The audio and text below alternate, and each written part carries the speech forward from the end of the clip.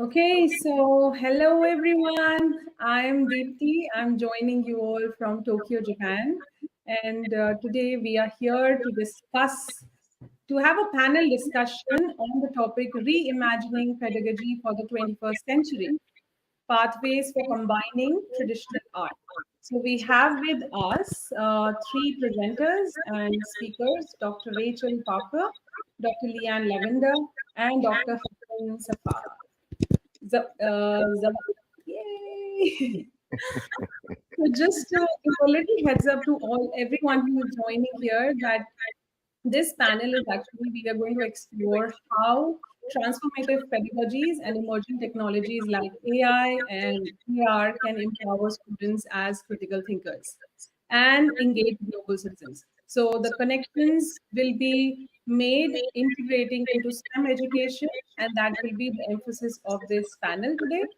So going forward, I would like to take an opportunity to first introduce all our three speakers. I'm going to start with Dr. LeeAnne Lavender.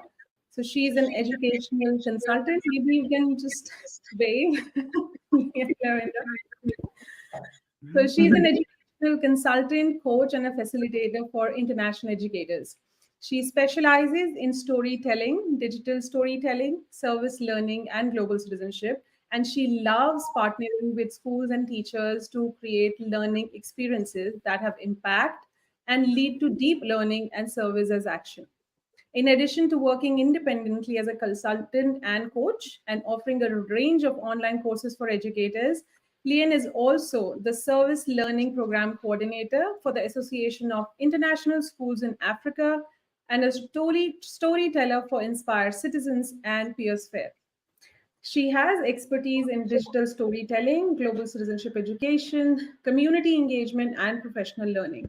So, welcome, Professor LeeAnne Lavender. We are really very grateful to have you today with us. Thank you so much for joining us. Next, I would like to welcome Dr. Hassan Zawaf. And Dr. Hassan has 30 years of experience, 30 plus years of experience in employing cutting edge AI technologies for mission critical business operations. He has founded several machine learning organizations in small and large tech companies that are leaders in their respective market segments today. And the teams he started and managed are in Facebook, Meta, AWS, Amazon, eBay, and AppTech. So we are really welcoming Dr. Hassan, who has expertise in AI and his transformative potential in the field of education. We are going to talk about that. So Dr. Hassan, really very grateful to have you today with us. Thank you so much for Thank joining. you. Thank you for having me. Thank you. And last but not the least, we have Dr. Rachel with us, and she's a senior research fellow at the Australian Council for Education Research, and she leads ACER's agenda for global citizenship education for UNICEF and SEAMEO. She worked with ASEAN member states to create a definition and framework for global citizenship assessment. And currently, she leads a 2-year research project with UNESCO APSEU to improve global citizenship education monitoring in the Asia Pacific region. She's expertise in learning through play in education systems. So thank you so much, Rachel, Dr. Rachel, for joining us. I'm really very grateful to have you with us today. Thank you, Deepti. I'm very grateful to be here amongst this very esteemed panel. Okay, so let's get started. So just to give a quick heads up and get our conversation started, I would just like to throw an introductory question that why is it essential, at this time to reimagine the pedagogy in 21st century? And particularly by integrating traditional art with modern educational practices, like what is the need of it at this point in time? So the floor is all yours. You all can start. Anyone who wants to go ahead, maybe Professor LeeAnne, if you want to start, or Professor Rachel, yeah, you are free to start with it.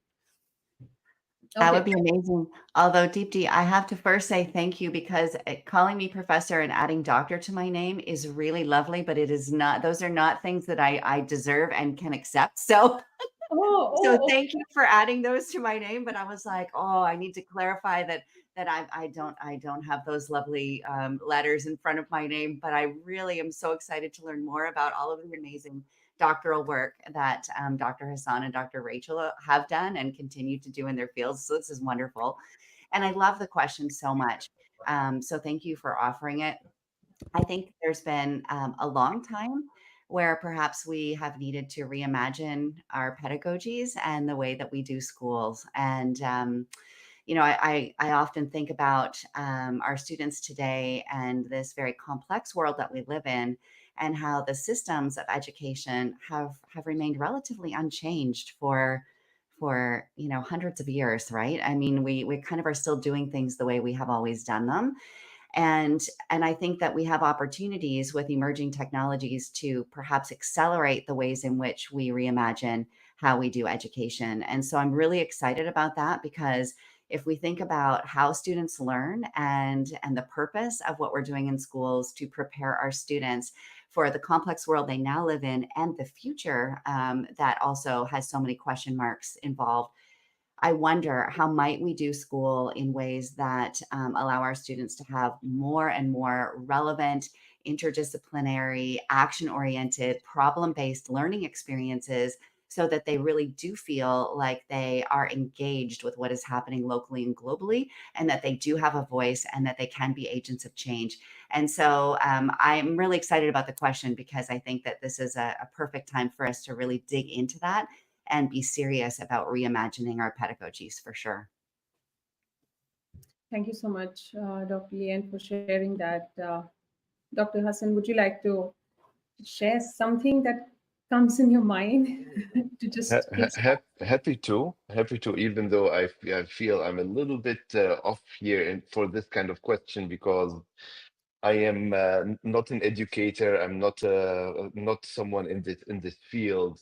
For a long time. I mean, since the late 90s, actually. So, but what LeeAnne actually touched upon and interests me from two aspects. One, as a technology provider, building technologies which today are in the hands of teachers and students and parents and so forth, which is basically probably part of the reason why we need to rethink way of how to do this, but also from the perspective of being an employer at the end of the day. What am I looking at when I'm basically looking at the young people coming from schools, and whether it is high schools, universities, and whatnot. So this is a topic close to my heart, even though I'm a little bit more passive than LeeAnne and Rachel, maybe from that perspective. But I think the discussion or the thinking about ways of teaching, ways of forming the students, the young people is older than also the technologies which we have today. I mean, there is global differences. I mean, I was born in and raised in Germany, hence my accent. My name is Arabic, so I have experienced a little bit about, uh, and I live in the US, and I see with my kids, which are now grown up, but when they were in school, I see differences there, which actually help me, I mean, or like trigger me to think about what can we do to adapt personalized ways of educating children, etc. So very close to my heart, but I want to learn from LeeAnne and Rachel more than I can actually contribute. Yeah, thank you so much, Dr. Hassan. I think you are kind of you're kind of like a linchpin to this panel, because you bring the technology and we have like two educators. So I think your insights on this panel is really very important. And I think what you said, that what can we do to adapt, I think that's something is very key, because the your generation and current generation, the alpha and the Gen Z generation that we talk about, is this there's a massive explosion of technology. So Mhm. they are open to so many things, and the way education is now and the way we teach is so different. Mhm. So going, and I would really love to hear from Dr. Rachel, Please, you are free to share your slides also if you have prepared any. Thanks, Deepti. I might just talk through them rather than disrupt the discussion by bringing them up and bringing them back down. I think that might be a bit disruptive to the panel. But I think what Dr. Sawaf said about technology being in the hands of everyone, I find that very interesting from thinking about pedagogies as well, because this key element to transformative pedagogies is agency and the ability for students to actually take charge of or meaningfully engage in their learning. And because technology is in the hands of everybody, this is a real conduit for this agentic learning. So I thought that was a really great thing to add, Dr. Sawaf. In terms of why we need transformative pedagogy, is just building on what LeeAnne has said and bringing the research side. We know that children are currently not being supported to reach their full potential. And we know that there are changing outcomes for education, and that there are quite a number of studies that have shown that there are so many things that we're not doing to support children. So, there is this lack of engagement, lack of motivation that has been shown in different studies, such as by the World Bank, by McKinsey, by UNICEF, by the Education Commission. And we know that about 50% of children are not on track to attain the range of skills needed to thrive in school, work, and life. I think that's a critical reason as to why transformative pedagogies are needed. And just picking up on what Dr. Hassan said about the world of work, I think that's another greatly important aspect of transformative pedagogies, because we know that right now the types of skills that we need are analytical, creative, the ability to be resilient and flexible, agile, motivated and self-aware and curious.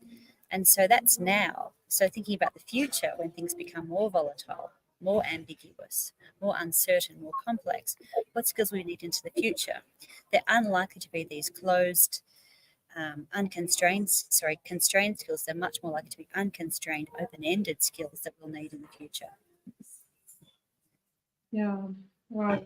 So I think you kind of encapsulated everything that Dr. LeeAnne and Dr. Hassan were sharing, and just it brings me to another question. And out of your conversation, that when we say that transformative pedagogy, then just want to, like, for the speakers, want to elaborate a little bit that what do we mean by that, and how does it differ from the traditional teaching methods, and what exactly is a transformative pedagogy in different settings, be it any industry, be it education, or be it any IT. Like I'm a software engineer. I've been in IT for 5 years. I work with United Health Group as a software engineer, but then I changed to Peace Education. And it's always like a quest for me also, that what is transformative pedagogy that we are talking about? So would love to hear from all of you that what is it? Maybe we can follow the same cue. LeeAnne, not like LeeAnne, would you like to share a bit on that? I would love to. I would love to. I mean, words. I'm a storyteller, and I was an English teacher, a high school English teacher, for all of my time when I was in the classroom. And so words matter, don't they? So even when we use the word transformative, I think that's just such a fascinating descriptor to use, because it carries a lot of implications, right? That word in and of itself. And in the work that I do, which is primarily with service learning educators, global citizenship educators, and then, the storytelling piece kind of gets woven all through that. I think the word transformative seems to speak most clearly to agency and impact. And I think about impact both for the learner and their own social emotional well-being, and their own understanding of who they are as an individual, as part of communities, as part of a global context, and what they understand about the world and all of its complexities. And so I think about the impact on the learner. I also think about the impact that we create through what we do in our classrooms and our schools, in our local and global communities. And I think too about cultural context here. So when I imagine transformative pedagogies and moving forward in terms of the design of schools, I think there's no one size fits all model, because of course we're all coming from different cultural contexts. We're coming from different places with histories and and experiences that are varied. And so I think one of the things that is exciting about imagining transformative pedagogies moving forward is to consider, how do we not take this one size fits all approach to education, which we have done in the past, and take this kind of Western model and say, okay, this is the model. All schools everywhere should look like this, even if it means harming, local cultures and local knowledge systems and local ways of being. It's like, whoa, whoa, whoa. How can we actually take education and think about it in cultural context and really allow voice and agency in terms of what does this community need and value? What are the most important things to preserve and cherish in this community? And how do we design education that amplifies that and allows for different ways of being and thinking in the world? I think, our world is in need of a lot of creative, holistic approaches for change right now. And how might we invite more voices into that conversation? So when I think about transformative education moving forward, I imagine designs that are much more open than they currently are. Wow. Wow, I think what I really could, that the thing that really hit me hard was one size, no one size fit all model. I think that's something really that hit me hard, Dr. LeeAnne. And another that you shared, that uh, transformative pedagogy is something that talks about and agency and impact on learner and how that learner impacts the world out. So it's like an inside and in and out process, that how we are taking that education and how we are using it, using and maybe rekindle the education that rekindles a sense of purpose in one's life, and how do we use that to better the world. Wow. Okay, Dr. Hassan, would you like to share something? So I like Leanne being touching on the adaptability. You basically want to foster adaptability of the students. Yeah, I like the culture identity you touch upon. This is beautiful. So that we actually think about, we are global citizens, but we are also culturally aware and adaptive. We need to basically find what does that even, I mean, how do you balance these two concepts actually with each other? That you touched upon that is the beautiful agency, of course. And so one thing which I have seen even early on, I mean, before, I mean, in the last 30 years, when I basically was hiring people, there is two concepts of uh, which two, two dimensions on how I'm seeing students being taught. One is more memory. You basically educate by basically having a student learn more, remember more, and then this is basically the student which comes to work and faces potentially new problems they have not seen before, and then they are basically paralyzed on how to do things. And then the other student, which is maybe not remembering as much, did not see, I mean, was not taught by basically memorizing things and whatnot. And then they come to work and they're able to solve new problems faster. And I think with current technology and to some extent also the technology we have built over the years, we are expanding the memory, right? I mean, at the end of the day, why do I need to memorize as many things? I need to memorize things, but why do I need to memorize as many things as I used to before, when I can actually expand my memory using technology, which I actually can carry around? And that's going to generate a completely different way of looking at education altogether. So this is a fascinating topic for me. When I was at Facebook, we worked on something what we call episodic memory, where we want to actually technology to basically expand your memory. Me being able to ask myself, did I do this before? And did I do that before? Where did I see a certain thing before, etc.? Is the thing which is going to be in the future in everyone's hands. And obviously there is considerations in terms of these technologies bring new topics of um, responsibilities to us, right? I mean, if we have basically, I mean, there's that aspect of it as well, which is probably a different topic than today's topic, but also quite important. But something which is important for me is having these new technologies in the hands of students means that, or young people, doesn't, I mean, students from actually the age of, I don't know, 7 years or something, until they basically are how do you call that, retirement age, means that we need to get more aware of the cultural nuances, responsibilities we have with the technology we have in our hands.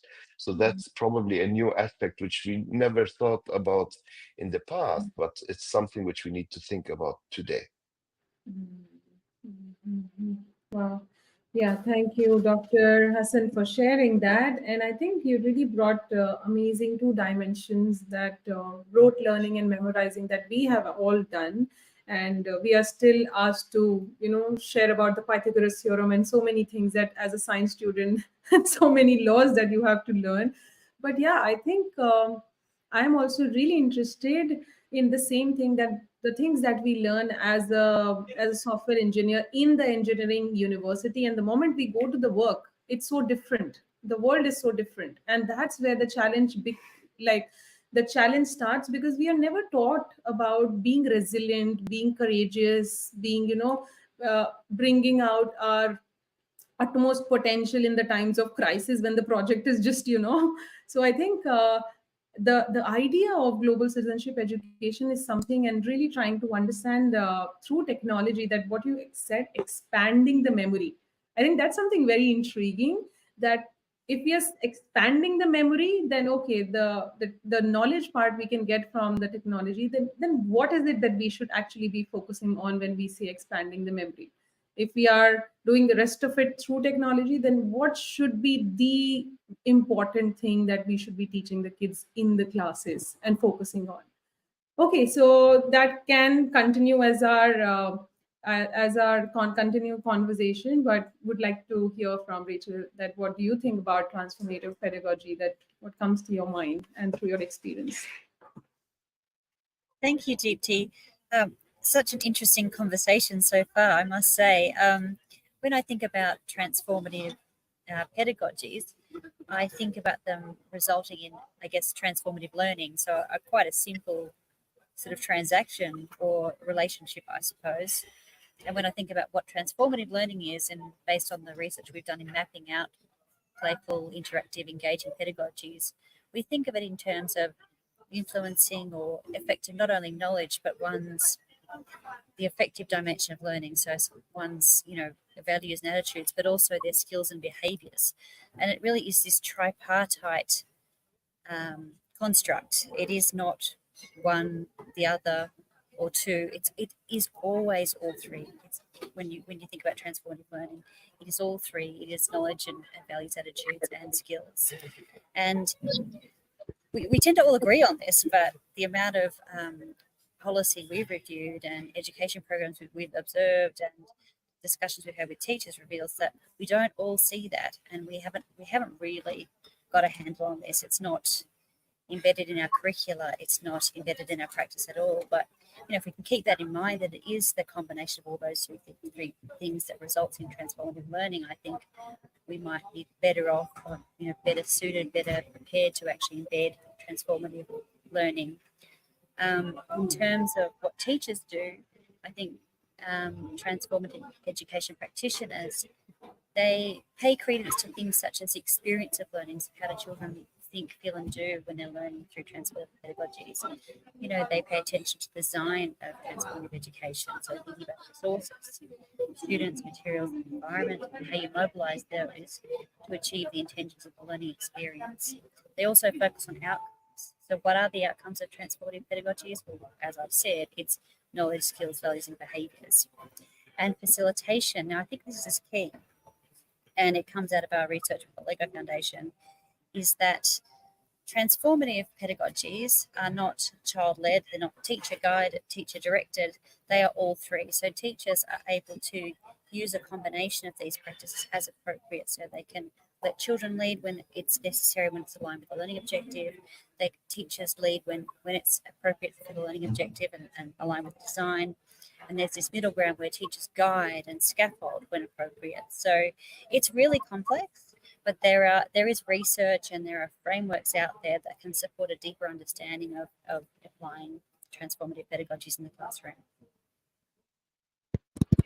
So, Dr. Rachel, maybe just moving on to the next, getting into a little deeper. I'll go other way around because you're already talking about it. Like, what do you think, coming from your background, what are those playful, transformative, like, just to get a little deeper to understand that you three kind of gave a holistic overview of what the transformative pedagogies are, but I really want to know that how does it look like from someone who is who's a digital storyteller, okay, from someone who is into AI and designing technologies to help people expand expand the memory, and from someone who is into playful creating content for that. So how does, maybe you, let's go reverse the order.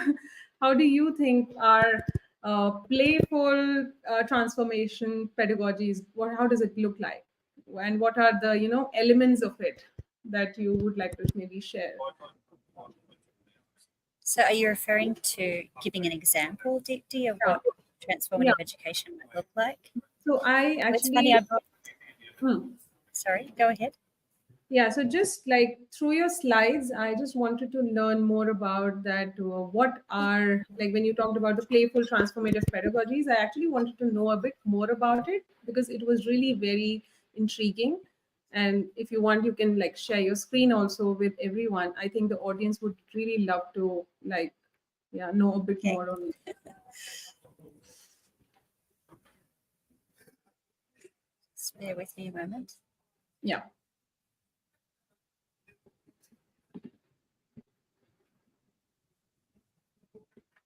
So I think kind of in our conversation, we could cover that part, that what are, I think that part is kind of clear, that what are transformative. I just want to like get a little deeper to understand that. Like I'm sharing this slide in particular, Deepti, because I think whilst I work in a very academic, dry context, I've come over to LeeAnne's side of the world, and I think telling a story about your experience is possibly the most effective way to share what you really mean, and really so that can stay with people. And here I have my earliest experience of transformative learning when I was a 13-year-old. You can see me right at the top back there with an incredible hairstyle from the 80s. And this was where I was a young girl in a country town, and someone in my street suggested that I campaign to the local council for them to build a playground on my street. And why I'm sharing this as an experience of transformative learning is that because it absolutely did affect me profoundly in terms of the types of skills I gained. So creating that petition for the council and going around and collecting those signatures and going to a council meeting and sharing it, and talking to the children in my street about why it would mean so much to them. So it had all those dimensions of learning skills and developing a real care and consideration and the values related to, I guess, citizenship education in this context, and also the knowledge of how local government works. So I find this to be a useful example to share of what I believe and what I found to be transformative learning. And I'm sure LeeAnne has some incredible examples from the classroom. Yeah.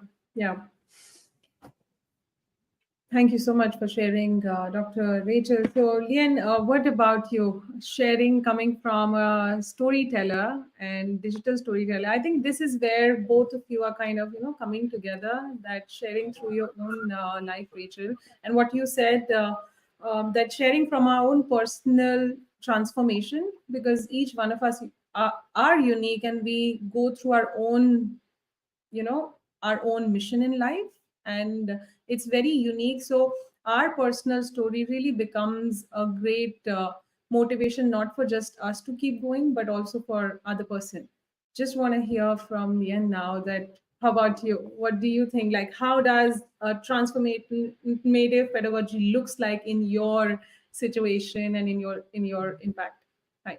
Oh, I love the example that you just shared, Rachel, and it's so beautiful because it speaks to this transformation that occurs when an individual feels empowered, right? When an individual realizes they have a voice and they can actually create impact in their community. And the lasting legacy of that, right? It's something that happens in the moment, of course, and it may have impact in that moment, like with building the playground, but then it's the lasting impact of that in terms of how we see ourselves and how we connect to other people and what that means in terms of the kind of knowledge that we might seek or the perspectives we might try to understand. So this is what I love about service learning, because service learning is really a transformative pedagogy. A lot of times people think about service learning as something kind of extra, something we add into the curriculum. But at its heart, and this is why the name of service learning is not comprehensive enough to grasp what it is, because it really is a transformative way of teaching and learning, where essentially you're asking learners, be they pre-K, grade, your 3, 4-year-old learners, all the way up to grade 12 learners, and beyond, because this happens in college and universities as well, how to take whatever they're learning, the knowledge and skills they're learning in the unit that they're studying, and then apply those in local and global contexts where they're looking specifically at their communities and saying, what are the assets and needs in these communities? How might I use my knowledge and skills to amplify the assets and to perhaps address needs where appropriate? What does that look like? Who do I need to listen to? What do I need to observe? What connections do I need to make between what I'm learning in the classroom and the world that exists all around me? And ultimately, I mean, that I think really is basic, but transformative, because a lot of the time that's not what's happening in our classrooms, right? And so how do we help students make those connections so that learning is relevant and real and exciting and engaging? And this is where the storytelling piece comes in, because all through this process, we're listening to people's stories, we're creating our own stories, we're using digital storytelling for advocacy and impact. And of course, we want to share our learning stories at the end to continue generating this culture of really transformative education. So you can tell I get really passionate about service learning. I could go on for a long time. I have so many examples of what this looks like in classrooms, from the youngest of learners all the way through to the oldest. But in each example, it is about that transformation. And Rachel, it goes back to the transformation of what you just shared, of the individual, of the learning moment, but then of the future too, of both that learner and everyone else that they touch and impact. So yeah, I can't say enough about that need for us to really be thinking about hands-on, relevant, engaging practices in what we do. So, LeeAnne, just want to ask that what is your the moment? Like, what do you feel? What is your moment of transformational in your life? The way Rachel shared, I really want to know that what drives you towards this, and what is your in your life the transformation pedagogy that you would say that kind of puts you in the orbit of doing this, because everyone is driven by something. So, what drives you to do this? Yeah. Oh my gosh, that is such a great question. There's lots of like professional learning moments along the way that were transformative. But again, if I think back to my own personal journey and what has fueled this for me, when I became a mom, and I have 3 wonderful daughters who are also Dr. Hassan, like yours. They're all grown up now, and I have 2 beautiful new granddaughters as well, who are 5 and 2. And when I became a mom, I really started to think more deeply about my values and what was important for me to help pass on, right, to my kids as I parented. And service was something that was just so deeply important to my husband and I. And so we started doing some really deliberate and purposeful things with our own daughters and our own family in terms of how we were engaging in our community, and what that looked like. And this was a small community called Peterborough, Ontario, here in Canada. I don't know if anybody knows Peterborough, Ontario. It's a cool, groovy little place. And so those experiences with my kids, particularly, we did some amazing work in a women's shelter, and my girls were so deeply impacted by our experiences there, and I was as well. And then when I went into teaching, I thought this just has to be this spirit of what it means to connect with community and be really deeply invested in other people's lives. It just has to be part of what I do as an educator. So yeah, that's the first thing that comes to mind. Thank you. Thank you so much.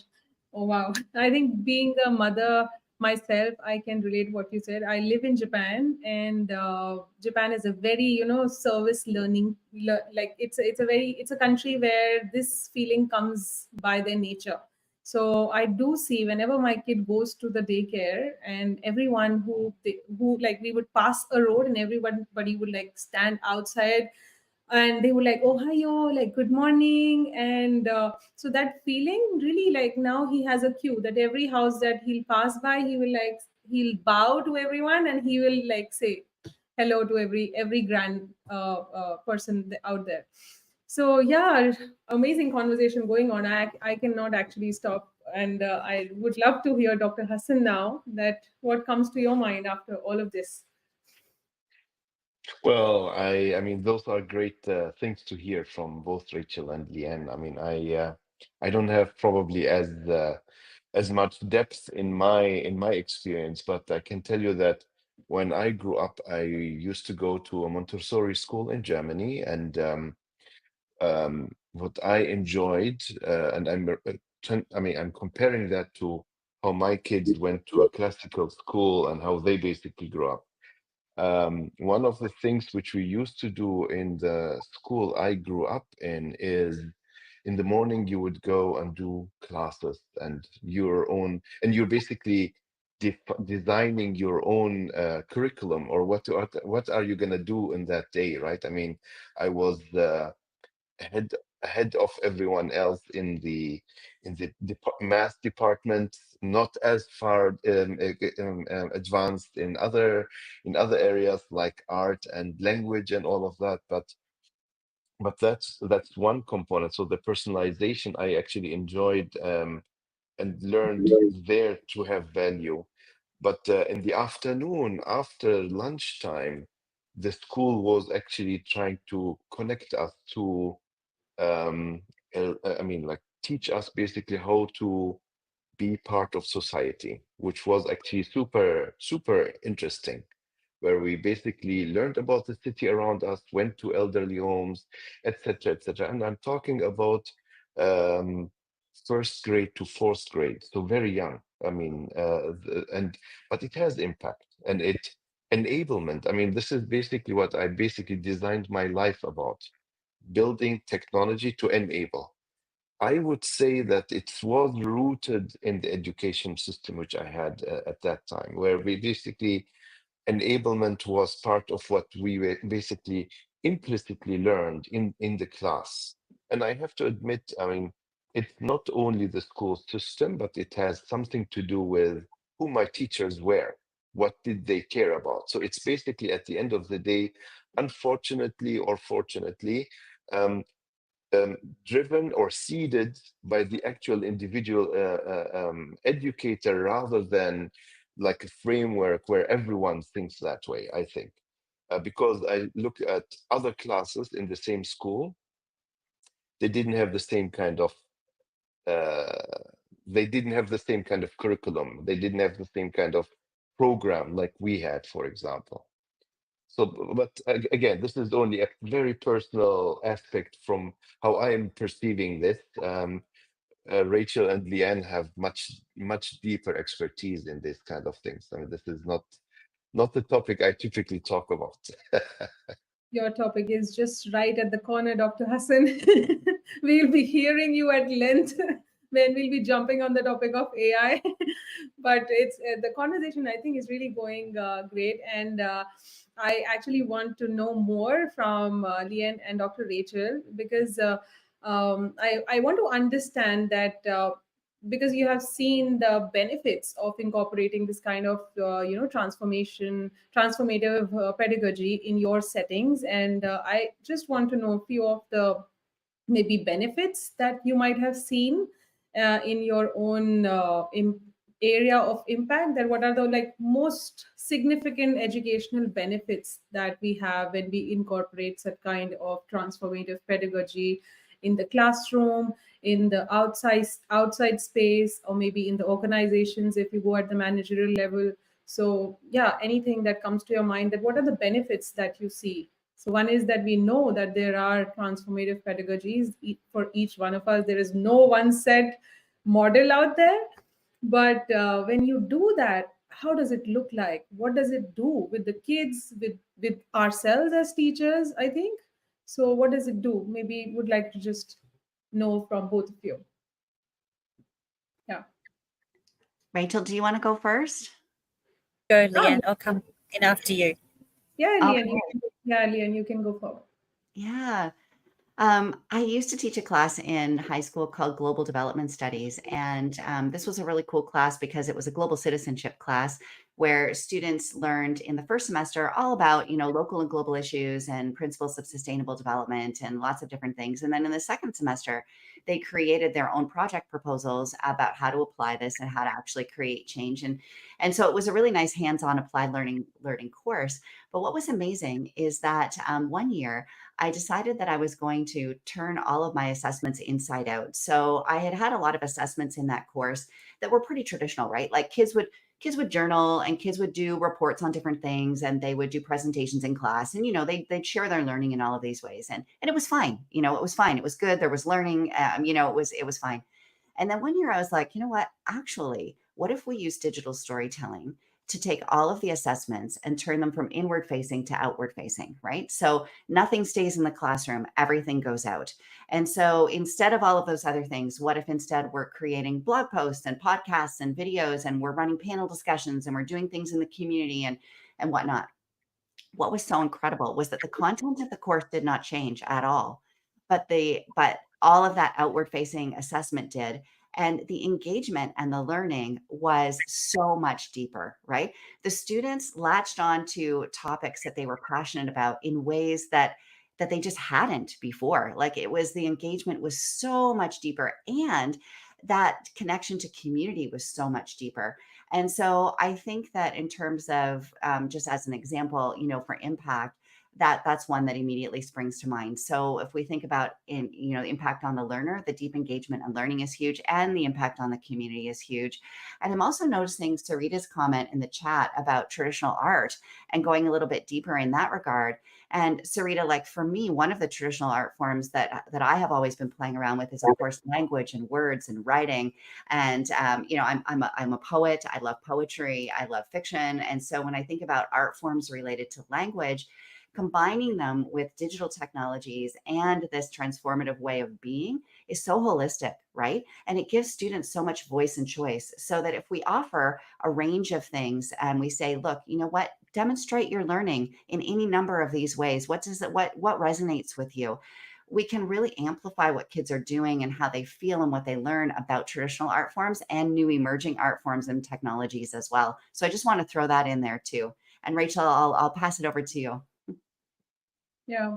So Rachel, maybe I would like to take you a little ahead on the same note that actually the question is also there, that maybe before discussing the biggest challenges and bridging the gap between traditional art and contemporary pedagogy, maybe just sharing a bit that what is the benefit first, like what is the impact that we see of the of this Absolutely. transformative pedagogy. Yeah. Yes, and I'm thinking of an example that relates to some research we've been doing over the past 4.5 years with the LEGO Foundation. We've been fortunate enough to be able to work in Ukraine, supporting young students from grades 1 to 3. And even during the invasion of Ukraine by Russian armed forces, we were able to continue our study and our research and working with schools and classrooms, which was absolutely fantastic. And it really speaks to the commitment of Ukrainian teachers and school systems in wanting to try and uphold and maintain the quality of their education against all odds. So it was an incredible project, and in our research, talking to young children and assessing children using playful assessments and also talking to teachers, we found that transformative pedagogies, or what we call learning through play, so playful pedagogies that enable children to have more opportunities to actually speak in the classroom, to work in groups, to actually work with manipulatives, and to share with the classroom and get up and present in the classroom. These proved to be a protective factor. So all children grew in our study, and the growth was significant. And this is profound, to continue to grow social, emotionally, and literacy skills at a time when there was a full-scale invasion of the country. It's just incredible, and it does speak to the power of transformative pedagogies as supporting children to grow. Yeah, just I think I was now looking at the comments, and one of the persons, Sarita, she actually shared that she would love to combine with traditional art, and she would love to like explore this a bit deeper. So sharing about, learning about the benefits, and I think definitely with the benefits there are so like a long list of challenges that comes with it when we try to bridge the traditional art with the contemporary and with the transformative pedagogy. So through your experiences, what I'm sure there is a long list of challenges that comes with it. So maybe would like to share a bit about it. And Dr. Hassan, you're free to plunge in and find your space and tell us that any challenge that maybe you might have faced when it comes to the technology part, like bridging the traditional one with the, because introducing AI is also a transformative pedagogy. We never had this thing. So it's something which is now in every kid's hand. They can either create an impact of it, and they can uh, also have a negative impact of it also. So would love to Thank you. hear that. Maybe you can maybe Yeah. begin with that. What is our biggest challenge in bridging? I'm gonna give just a small component, and then I want to learn more from LeeAnne and Rachel. So, but I'm gonna get a little technical.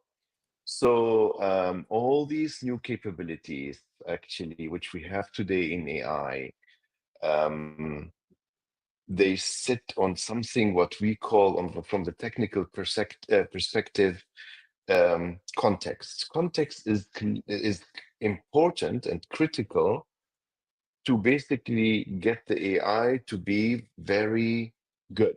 I mean, all the technologies which we see today with the LLMs and all this kind of things, all these things, they live off of context. Now, the context should actually be educated by us, by our lives, and more from the, I mean, I would want to call it classical ways of context generation. If we don't do that, personalization is not going to be a thing. So, I mean, and so it is critical to be able to balance basically the classical ways of how we learn with the technologies which we have. It defines the context so that AI has a bigger impact.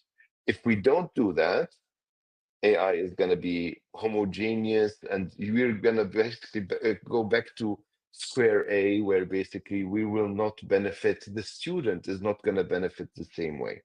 So that is an aspect. So I mean, I think none of us is thinking um, with the new technologies and whatnot, everything else is going to have to go out the window. No, it's not. We need to find good balances. And that is a matter of also us technologists learning what is critical for the community, what is critical for the educator to actually define as context, so that we can actually help with AI tools to basically generate better things, better tools for the educator, for the student, for the parents, etc., so that they can actually all play together in a harmonic way for the child to grow and flourish in terms of capabilities. But I mean, again, I'm a technologist between people who are actually forming, I mean, people's lives. I'm a tool builder. I would love to hear from you guys what tools we have to build, actually, to help. So just to give a heads up, we have I think 15 more minutes. So maybe I'll be going a little quick and picking up few things which are the most important of this conversation. So, Dr. Hassan, I would like to take a moment and really want to continue that conversation when we talk about AI. That how do you think that right now AI and AR it can be effectively, it can basically bridge traditional AI and modern learning, and how does it look in practice? Just quickly, maybe if you can share a quick example that how does it look in practice? So I think from my perspective, um, the technology is now ready to be utilized by the educator to basically develop not only one curriculum for the whole classroom, but more like something which is unique to each individual student, more than ever. I mean, more than ever, with the right tools in their hands, I think you can do a lot from that perspective. And I think it is important for the educator to also learn w- how to embed these technologies in part of their curriculum. This is probably also not novel to the panel here, and you guys probably know better than me what that translates into. I think what is also important is we might need to utilize, I mean, grading is a big topic, right? I mean, how do you grade whatever is being developed by the student? And how can a teacher say, oh, you did good or you did bad? Where do you need to improve and on all of that? It's getting hard. It's not a trivial thing anymore. You can't just take a template, compare basically the child's output and then say, oh yeah, this is just 83%, and that's why this is the grade coming from. Things get more complicated. AI can help with that as well. We can build tools where through the educator you can actually educate an AI on how to grade a student. And grading is just I mean, from my perspective, again, I'm not an educator, but from my perspective, grading might be just a ways of learning where to help the student grow better. Even, I mean, that's the way I'm looking at grading. It's not like to how do you call that? Like give any bias towards the one thing or the other, but it's more like a tool for improvement. Um, so this is the third thing. Yeah, that's basically from my perspective. I mean, I'd be happy to discuss more when Yeah. the discussion continues. So, Dr. Hassan, and I think all three of you, maybe because you might have used this in your daily life, as what Dr. Hassan also shared, because now we are using a lot of AI tools. It's not just ChatGPT, but actually you can write research papers. You can actually have your own personal AI to teach you English or any kind of language. But just want to quickly know if you can share an example that how in your life right now maybe you have successfully been using something to enhance art-based pedagogy or have used. So if anything that comes to your mind, maybe you can share with the audience today. LeeAnne, do you want to share? Sure, I would love to. I would love to. Dr. Hassan, I love what you shared about the personalization of education, because I think in terms of AI tools that I'm using and that I see teachers using, this is where I get really excited. I think that there's so much opportunity to spark student curiosity and engagement with learning using AI tools where they can basically engage with a personalized learning coach, right? As from a writing perspective, this is absolutely brilliant because one teacher with 25, 30 kids in a classroom can only do so much in terms of helping to coach each kid with their writing skills, right? It's just a matter of economy of scale and time, right? But if we can get our students writing and interacting with their AI personalized tutor in terms of how to improve their writing, what to think about in their writing, how to edit their writing, what their writing might look like in more creative and expressive ways, well, oh my goodness, like that learning can accelerate in just exponential ways, right? And so I think that that's really exciting, and of course, in the digital storytelling realm, there are tons of AI tools right now that are really exciting and creative as well. And I love that. Like that's like a play area, right? Where we can get in there and we can play and create things that maybe we wouldn't be able to have created before. But Dr. Hassan, I really want to pick up on what you just said about grading, because I think that when we start to kind of go down this road and we're focused more on the learning and the curiosity and the engagement and, that students' accelerated growth as an individual, I think that grading becomes very increasingly problematic. And so it speaks to, again, the systems of education. Like grading has been used in many ways like a paycheck for our kids, right? And it's all part, I know, of the big systems of how our kids get to college and whatnot. But that system in and of itself needs to be redesigned and rethought, right? Because how do we stick with that system while we're trying to foster that new innovative mindset and that creative approach? The two do not go together. So I know it makes people really uncomfortable to think about blowing apart systems that we've relied on for so long. But yet, if those systems are no longer serving us, how might we reinvent systems that do? So I just want to throw that out there as a provocation, because I think it's an important one. And I love that you mentioned that. Yeah.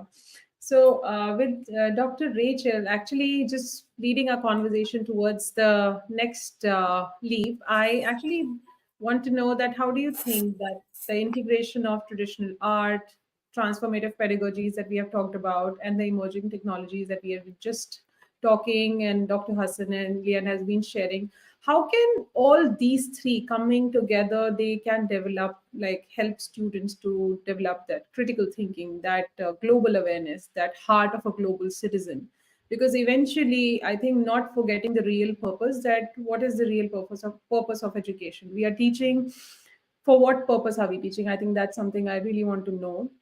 And the use of technology, have we created it to harm, or have we creating it to ease out the process and really help the people, the kids, to connect with themselves and have an impact, a positive impact in the world? So just bringing all the three together, the the use of technology, and the traditional art and the transformative pedagogies coming together, how do you think the integration looks like? Yeah.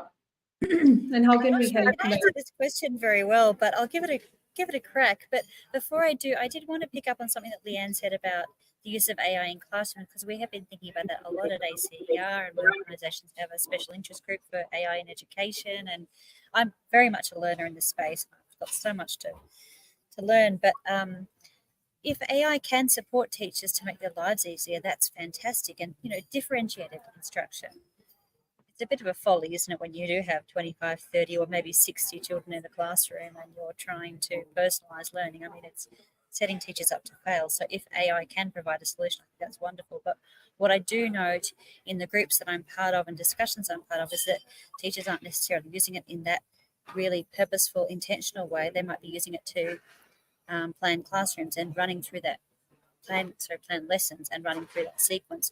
And I'm not sure whether that's the best use of AI in education. I'd be really curious to hear what Dr. Hassan has to say about that. I don't know if we have time to talk about that, but it's just something when I have this opportunity with someone so informed and experienced on this topic, I'd really like to ask Dr. Hassan a question. Would that be okay, Deepti, about Yeah, using sure. AI to plan lessons and running through that sequence, and whether that's something we want to be seeing in education? Yes. Yeah, I think Sorry, yeah, I need to ask you to repeat the question one more time. I'm sorry, Sure. but I Yeah. got gone. I guess a lot of people who work in inquiry-based learning or transformative pedagogy say Mhm, that planning is the creative work of education. And what we're mhm, seeing is a lot of teachers using AI to plan their lessons and plan a whole mhm, entire unit. And mhm. is that what we want AI to be doing for us in education? Is there another way, or what are your thoughts on that?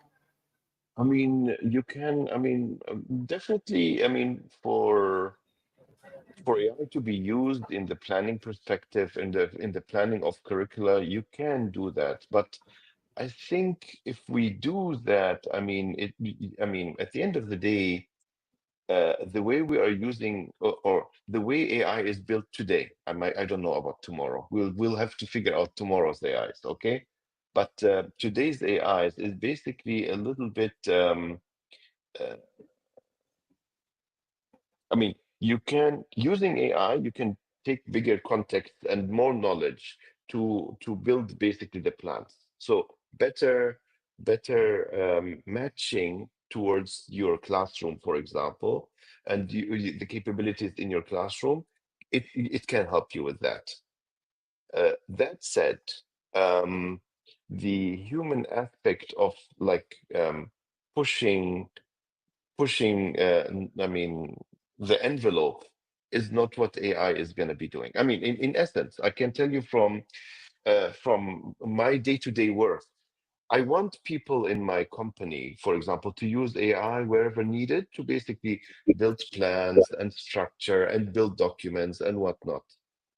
But if they stop there, that's not good. That you need to take that and push it a little further. I mean, basically put your input in there. And if the plan is just coming from the AI, for example, it's gonna basically be more adapted to the old rather than generating something new. And as an educator, you probably need to think a little bit ahead of what AI is giving you. So take 80% from the AI, but add the 20% of the human aspect of it as well. Otherwise, I mean, you're not gonna give the kids the best value, in my opinion. Thank Yeah, you. I'm so glad I asked. yeah, and I think Rachel, I'm so glad you asked, because that answers one of the questions which was posted, that personally people believe in the human intelligence and the human touch and the artificial things, and they believe in artistic aspect. But I think the artistic aspect is what 20% you adds to it. You might have the entire curriculum, you might have the entire agenda that what you have to follow, but how you put your human element to it, what compassion and integrity and all the values that you put in it to deliver, that is something which and AI does all the structuring part and all of that. So yeah, I think next, yeah, we have kind of, I think this will be like a closing end to it. I actually didn't realize it was like 1 hour while we were talking, and it was really a very engaging conversation. So just one by one, I would like to like really ask that here we are focusing on raising global citizens, the students who are consciously aware, consciously know about that they are living in an independent world, like dependent world, and people who are brimming with that sense of purpose, and they want to create that positive change in the world. So just want to know one by one from all three of you, that looking forward and going forward, and what do you think that the emerging trends or technologies that you see are going to play a crucial role in transforming how traditional art is taught, and what steps as educators or technology people or policymakers we can take to ensure that that art, that pedagogy and technology they are like kind of integrated effectively for the future generations. And I think as parents, this is such a personal question for all of us, that our alpha generation and Gen Z generation, what is the world that they are living in? And sometimes I'm taking a little bit time, but I think this is my personal concern, that before having a child, this generation, my generation, I'm 35, yesterday I turned 35. So this generation really question that, should I have a child? There is global warming, no country is perfect, there's so much happening. I think for me this was such a big question that put me on hold for my motherhood, that do I really want to bring a child into this world which is like literally collapsing? So just want to know from three of you, that just want to drive some hope, that how yeah, I think you guys kind of got the question. Yeah, so LeeAnne, you wanna pitch in and just share, how do you I look forward in the future, how do you foresee this yeah. yeah. Thank you so much, Deepti. This is an excellent question to pull all of these threads together. And I'm thinking about what we just chatted about. And yeah, Dr. Hassan, thank you so much for your answer. And I think about like, if, let's say, teachers are using AI for basic things like planning and helping with all of those things that we might do that would take so much time in terms of like creating case studies and creating simulations and all of the things that might take hours and days to plan if we were doing them on our own. That opens up additional time, right? And so one of the things that I'm pondering is like sometimes with emerging technologies, when we say, oh, great, this is going to be such a time saver. And then it's like, oh, great, where will I spend the rest of this time that now is going to open for me? I've heard people say that, for educators, well, then we will have time to focus more on our relationships with our students and, our creative ways of being in the classroom. And I hope that that is true. I think often maybe when we've seen emerging technologies in this space, what has happened is that then the shopping list of things to do in not just in education but in other fields as well grows to fill the space. So how might we harness what we're doing with AI in practical and creative ways in the classroom so that we have this time to actually reimagine what this looks like to be transformative with what we do in our classrooms and our schools. And we protect that to be space that does celebrate the arts, that does celebrate human intelligence, that does allow us to really begin to rethink, right? What do we value in education and how do we want this to look and be for our students? And so I guess those are the things that I'm really kind of living with in this space right now in terms of how do we celebrate, how do we use and amplify, and how do we come together to start to really question and agitate for change that is positive and generative and purposeful and good.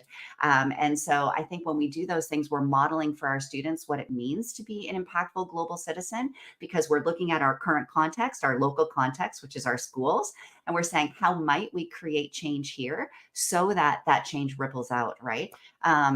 So those are some thoughts that are bringing those threads together for me. Thank you, LeeAnne. Quickly moving to Dr. Rachel. Yes. 4 more minutes. Oh, okay, I'll be very quick. I can't speak to what the future holds, but I can speak to what we're doing at ACER in terms of trying to kind of bring all of our research about global system education together in talking to teachers and students and analysing curriculum and policy.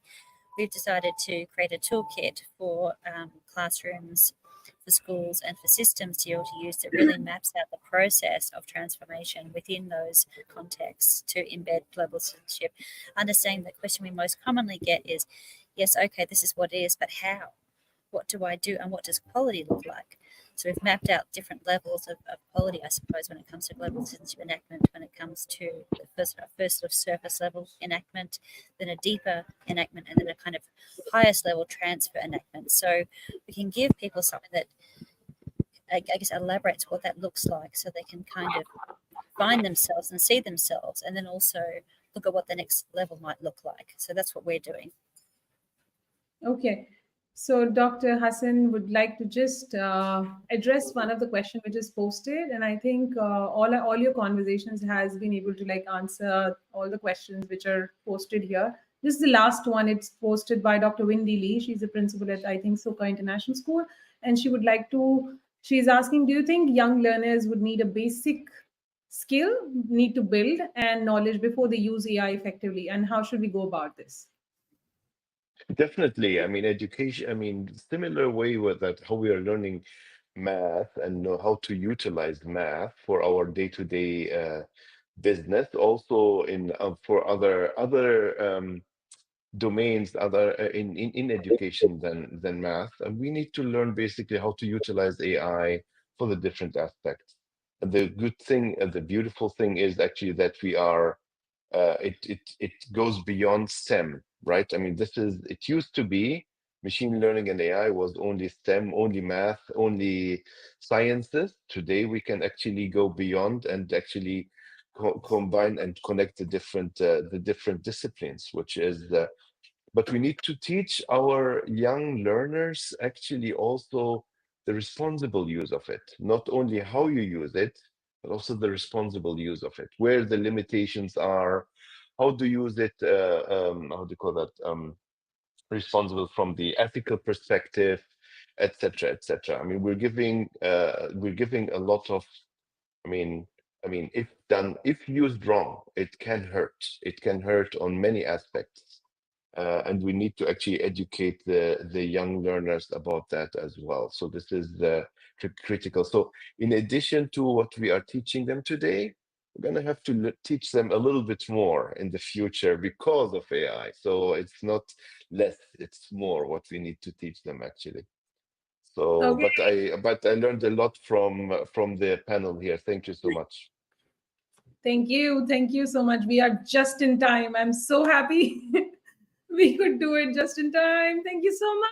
Thank you so much, LeeAnne and Dr. Rachel and Dr. Hassan. It was, I think I just need more hours to, continue going the conversation. 1 hour was really less to just dig in deeper. But really thankful for all your contributions, your time, your energy, your passion, and for all that you've been doing for in your generation, because that's kind of a motivation for my generation. And I think we have to just continue going to just continue to give that hope to the future generations. So thank you so much and have a great time, and love your smiles. Thank you. Thank you. Thank It was a you. Thank you so pleasure. much. Yeah, thank you. Please have a great time.